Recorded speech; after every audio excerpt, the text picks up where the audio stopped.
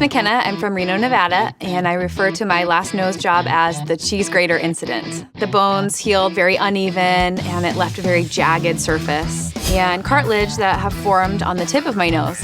It makes me feel like I don't have a normal, natural-looking nose. I grew up in Carson City, Nevada. I have one younger sister. Growing up, I used to have this small, little petite nose, and then at age 12, when puberty started, I started to notice the size of my nose getting a lot bigger, this giant hump forming, and the kids at school started to make fun of me. One day, the family came home, and I made it into the house before the rest of the family, and I played the message waiting on the machine, and it was a group of girls calling me big nose bitch. And I deleted it as fast as I could and didn't tell anybody in the house. I was so devastated and embarrassed. Keeping all of those insecurities in really made high school difficult for me. Tried to stay out of photos with friends, and that's kind of when I started to realize maybe I should get my nose fixed. Once I hit college, I just decided it's time to do this. When I came out of surgery, I loved my side profile. It looked nice and small, the hump appeared to be gone, but unfortunately, my nose started to change, it started to swell.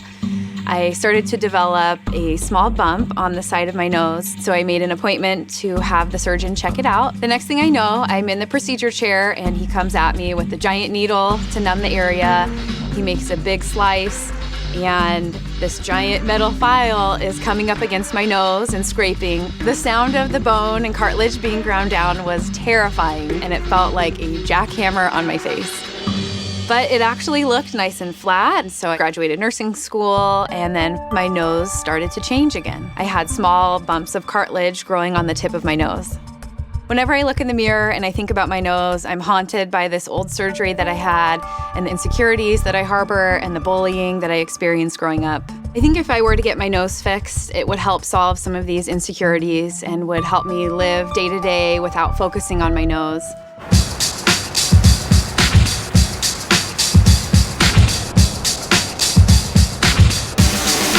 So my battery in my car, yes. you know, in that Ferrari, which I don't drive it that much, the battery goes died. dead? So it's like been 10 days. You haven't driven in 10 days, your car battery goes dead? Yeah, that's kind of weird. There's something Wait a wrong minute, with your hold car on. battery. Okay, let's approve the $150, but isn't there something like a backup battery, question mark? Is it just me, or is listening to Paul dictate everything into his phone the most irritating thing you've ever heard? Have my assistant call Paul's assistant, tell him to put his phone down, go to the store and get headache tablets because he's giving me a headache. Your thing came out here. You go to this store. Clearly, Siri is as sick of Paul's crap as I am. We're gonna meet someone who came in from Reno, Nevada. Her name is McKenna. It just looks like a nose that's very over-operated, very thin skin, So she is a hard nose. high-risk nose. Let's see McKenna. Can you please send in McKenna? Kenna. Nice Hi, to meet McKenna. you. Hi, McKenna, Dr. My Nassif. sister Lydia. I'm Terry Lydia. Rowe. What is Nice it? to Nice meet to you. meet you. I think I've tried to ignore the issues and just kind of push them aside and live my life, and it's taken me 8 years now to finally realize how much they truly affect me day to day. I brought a gift for you, so I love to bake, and I thought I would share. No, baking. Oh, that Hold on, is so hold on, crazy. Hold on, you can tell that's you because of the longer nose. Yes. And that's me with the kind of With stubby the- with the weird fatter face. Right, you're kind of like all gummy. Can we try them? Absolutely. Does it pass the test? Very, very good. Right on, man. Well, thank you. That's actually, no one's ever made us cookies like Wow, I that love before. that. That's really sweet. Thank you. You're welcome. It was really nice of McKenna to make us cookies, but let's be honest, the last thing anyone wants to eat is a cookie that looks like Paul.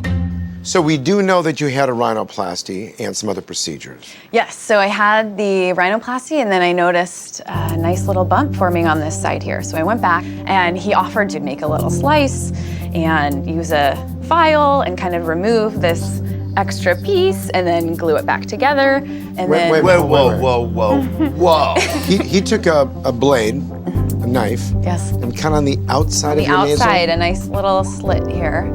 Wow. You're clearly going to have a visible scar, and it's basically never done or it never should be done. What about your nose would you want to change now? These bumps on the end kind of trouble me. Any improvement to look more normal would be great. Our next step would be to go in the exam room and let's take a good peek at your nose so then we can evaluate and give you our thoughts. Okay. Okay, let's go Very do that. Let's see that little scar first here. Is it right? Oh, yeah. Here. Oh, yeah. There it is. Look at the tube, Bossa. Yeah. McKenna has a bad case of Bossa. These are irregular pieces of cartilage from an over-resected tip that are pretty much just staring right at you. Cosmetically, it's the aspect of her nose that makes her most self-conscious. If we can make them go away for good, it's gonna go a long way at giving McKenna the nose that she's always wanted. The hard part of your surgery is the twist at the end and that cartilage, which has a lot of memory. So the tip cartilage here is deformed. Now, with that in mind, we need a good amount of cartilage to do this. You probably have a decent amount of cartilage inside your nose from your septum. And most likely just to fix the middle part of your nose, that will be suffice. It feels that McKenna has a good amount of cartilage in her nose. If that's the case, we're not gonna have to take rib. How are you gonna feel if you have a 50% improvement? That's an improvement, so I'd be happy with that. I have a feeling a 50% improvement would make you feel 100% better. Oh, I think so. Yeah, Absolutely. I do. So you wanna do this, huh? I want to do this. Yeah. I mean, turning 30, I feel like I owe it to myself to take care of this and move forward. As a nurse, I'm very realistic about the possibilities and the complications and the risk, but I have complete confidence in Dr. Nassif and Dr. Dubrow. Thank you. Pleasure meeting you Great guys. to meet you. Good morning. Good morning. Hi, Miss McKenna. Hi. Well, how do you feel? I'm a little nervous, but it's going to be fun. You know, but I was thinking, you know, with these little callus, these little weird things here, because we're doing a new surgery, that you could have some irregularity. Last time wasn't the biggest success, so today I'm worried that they won't be able to fix some of the problems that I have, but I'm trusting the doctors and really hopeful to see what they're able to do. You ready to do this? I'm ready. Thank you so much. Let's do it. Excited. All right. All right, I'll see you in there. Okay. The hardest aspect of McKenna's surgery today, which makes everything difficult, is the thinness of her skin. That's gonna dictate how the nose is gonna look. Today for McKenna's surgery, I'll make a small incision at the base of her nose and elevate her very thin nasal skin. Then I'll use a rasp to file down the nasal hump, giving her a thinner profile. Afterward, I'll remove the Bossa, deprojecting the nose while placing cartilage over the tip to give it a soft, natural appearance. Hello. Good morning. All right, do I want a little hug? Okay, let's do a nod. All right, now let me examine you first. We're just doing an overall check to make sure she's healing okay and that the nasal tip skin is healthy. All right, let's go through it. Okay. Hard nose. So when I'm opening your nose, I noticed that a large piece of septal cartilage in the upper part of the septum was gone. Wow. You had nothing left here. After I took down your hump, your nose automatically would have collapsed. I said, Dr. Yu, get rib now, we gotta go. I knew that my nose was bad, but hearing about the complications today puts it on a whole new level. And I'm so grateful that he found that and was able to help me with taking part of my rib. So then we took some of the rib and reconstructed the two side walls, opened up the airway, and you wanna know something? It worked pretty well.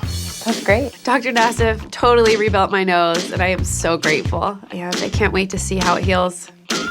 Thank you so much. Take good care of her. I will. The roles have been reversed. Thank you.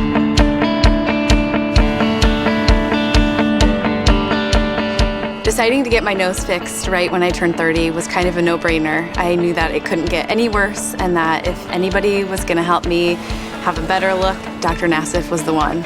And now I have this perfect nose to show for it. Today I'm meeting up with Lydia and some of my best friends. Not only is it my 30th birthday, but I get to show off my new nose. I'm really looking forward to their reactions and to see what they think of the new me.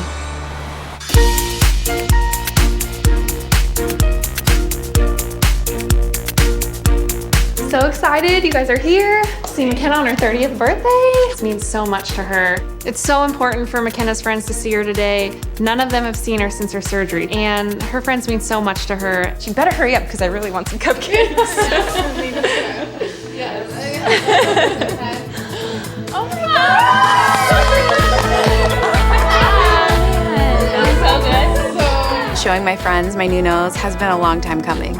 Seeing how well they're receiving me, I'm feeling excited and energetic that I finally made the right steps and made the right decision this time. Happy birthday. Thank you. And you look unbelievable. Thank you. You know, turning 30, I feel like I really had to do something for myself. Before my surgery, my nose had as much appeal as sugar cookies without the sugar. It had bumps on the tip, a hump on the bridge, was too narrow, and I think the last time that I was carefree about my nose was back in middle school before kids started bullying me. So it's really been a long time, 20-some years, that I've had to focus on it and worry about it, and it's so nice to not have that burden any longer. Cheers to you. Happy birthday. Yay!